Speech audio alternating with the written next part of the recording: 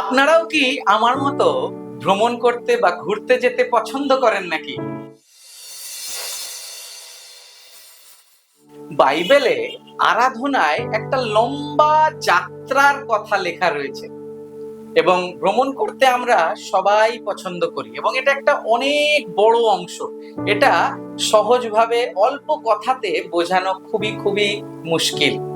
আজকে আমি এইটাই ব্যাখ্যা করবার জন্য এসেছি।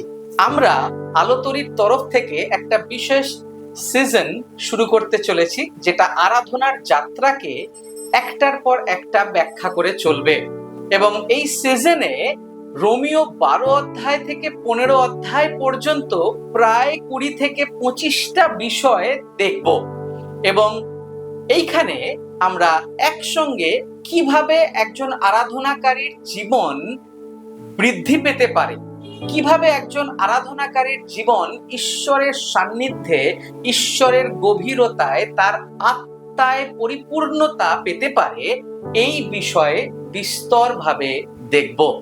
আমাদের ইউটিউব চ্যানেলে প্রতি সপ্তাহে আমরা একটি করে এপিসোড নিয়ে আসব এই আরাধনার যাত্রার। আমি বিশ্বাস করি আপনারা আমাদের সঙ্গে থাকবেন এবং আমরা একসঙ্গে এই আরাধনার বিষয় আরো গভীরভাবে শিখব। ধন্যবাদ।